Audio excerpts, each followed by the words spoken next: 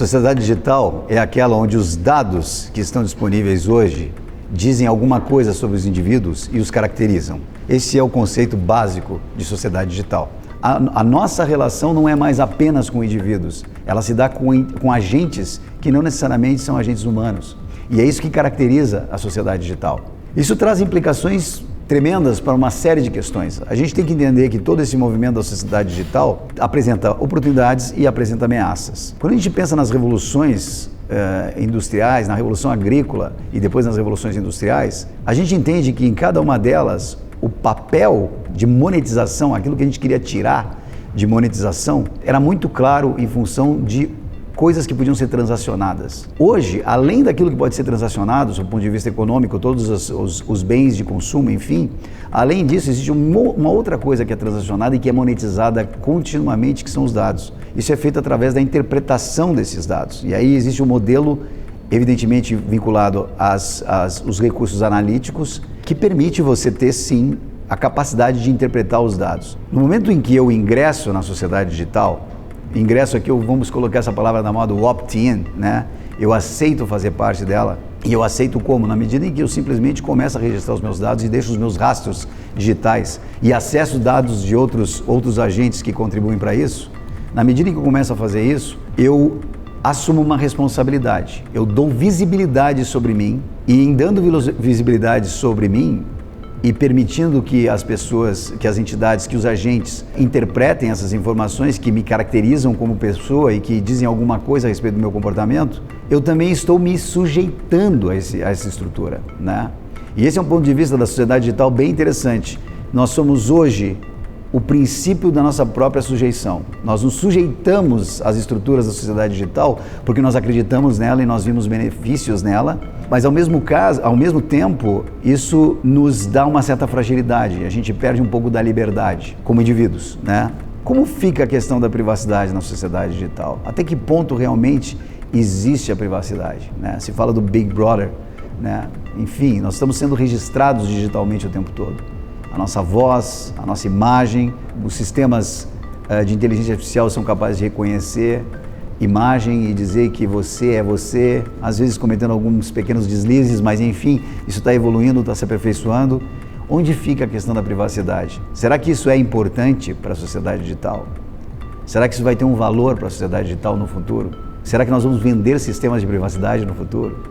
Até porque a característica da sociedade digital demanda um tipo de perfil completamente distinto do perfil que nós tínhamos como o empregado, a mão de obra no passado. Antes a gente imaginava uma pessoa que trabalhava dentro de um determinado horário, das 8 às 6, por exemplo, e que cumpria uma função, ia para casa e tudo mais e tal. Era uma pessoa um colaborador que entrava nas empresas para desenvolver aquilo, sob o ponto de vista de que ele esperava fazer o trabalho dele e ser pago correspondentemente. O novo papel são pessoas com caráter empreendedor, com capacidade criativa, com capacidade associativa, e aí vem um novo desafio. Como é possível desenvolver a criatividade, o pensamento sistêmico, num mundo onde o empreendedorismo propriamente dito, num mundo onde um dos ativos que está se tornando cada vez mais importantes é a atenção. O que a gente quer é captar a atenção de todo mundo. Todos os elementos que são colocados, todos os instrumentos que as empresas utilizam hoje para fidelizar os seus clientes têm a ver com a atenção. Garantir que a outra parte, os clientes, sintam que aquilo é relevante, que aquilo represente uma causa, que aquilo represente uma missão pela qual lutar, que aquilo traga uma utilidade prática, que aquilo lhe dê facilidade de transitar normalmente pelo mundo.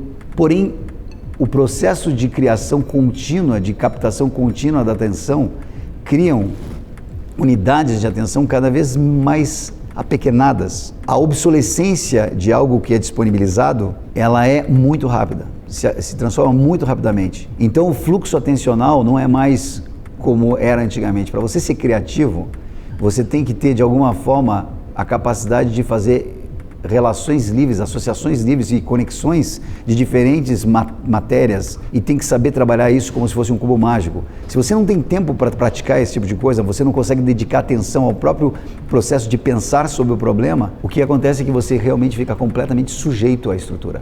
Na sociedade digital ainda não existe uma hierarquia definida, né?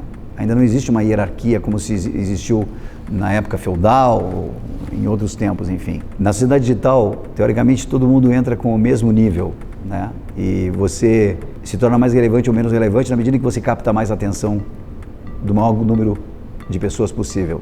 O que acontece nisso é que, na medida em que você tem que dedicar tempo para desenvolver uma análise mais profunda disso e você não tem esse tempo porque você está imbuído de gozar do privilégio de ter tanta informação disponível, a hierarquia vai acabar, pode ser que ela acabe acontecendo exatamente dentro dos núcleos empresariais, onde vão ter pessoas trabalhando simplesmente com o objetivo de captar a tua atenção. Então essas pessoas vão estudar e vão testar e vão fazer hipóteses, vão testar hipóteses numa velocidade contínua. Eles vão ter a habilidade de pensar as hipóteses e colocar a máquina, o instrumental analítico, para identificar se as hipóteses se confirmam ou não de uma maneira muito rápida.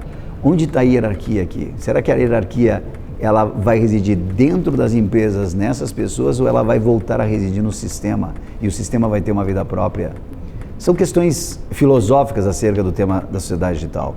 Porém, a gente não pode esquecer o seguinte: a sociedade digital trouxe um benefício fundamental para todos nós. E o benefício mais importante é que a gente está diminuindo, sem dúvida nenhuma, a pobreza no mundo. A gente está, isso são os dados que a gente pode ver, mundial. Nós estamos trazendo benefícios de desenvolvimento social como nunca antes se pôde pensar, como, por exemplo, causas, trabalhos em torno do estudo do câncer, que existe inclusive no Brasil. Nós temos aí trabalhos vinculados à análise de animais em extinção, em como cuidar desses animais em extinção, análises relativas a processos de intempéries que podem acontecer, furacões e terremotos e tsunamis, em como ajudar as pessoas mais rapidamente, tudo isso porque os dados estão disponíveis, os dados estão aí e a gente consegue trabalhar com esses dados e dar uma resposta mais efetiva.